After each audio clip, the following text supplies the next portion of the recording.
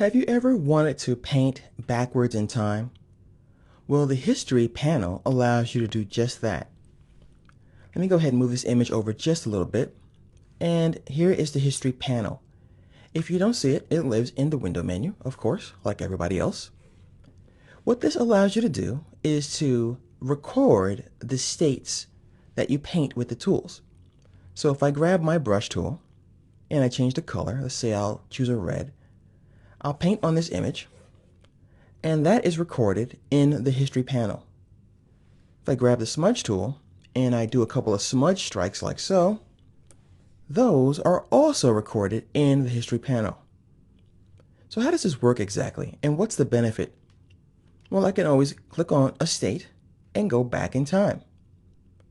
I can also click on the original to get rid of everything that I have here. I can also, if I want to, clear all the history that I created. And if I want to, I can create a brand new snapshot. And we talk about what a snapshot is in a second. Let me go ahead and grab my brush. Let's say I want to save this as a snapshot, something that I can always go back to as well as I can with this guy. I click on the little camera icon down here, and now I have two states that I can always fall back to. So I can go back to my original as it was when it was first opened, or I can go to this snapshot. The real power of the History brush, though, let me go ahead and show you this by choosing a different color, is the ability to go back with the History brush and paint backwards in time to a different state. So I'm going to really squiggle this up quite a bit with different colors. And yes, they're being recorded. Now, this icon here is going to work in conjunction with this tool here, the History brush. So if I click on the History brush and then I choose a state, I can say that I want to paint backwards to this particular state. So I'll click right here. And then I'll click on a state a little bit ahead in the list. When I paint with this tool, I can paint to the state that is currently selected. So I'm painting backwards to the green. And I'm eliminating this history up here. It's a little hard to understand, but you have to play around with it.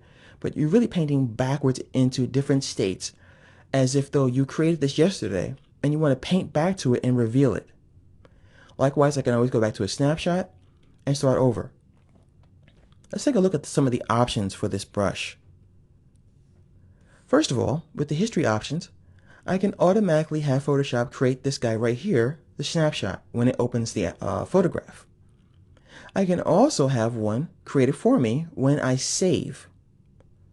And one of my favorite things is the ability to paint with a non-linear history. So I'm going to go ahead and show you the difference. Currently I have non-linear history on, which means I can click on a state and I can paint with a tool and it will add it to the list. If I turn non-linear history off and I click on a state up here, if I create some new artwork, it will eliminate the states that came after this one instead of keeping it. So I like to have non-linear on so all of my states remain there no matter where I paint them, and I can always go back to them. If you want to get rid of one of these smudges or any of the brushes, click on the garbage can once you click on the state, and it will delete that particular tool from this list. And that is how you can use the history brush to paint backwards in time to create some very unique effects.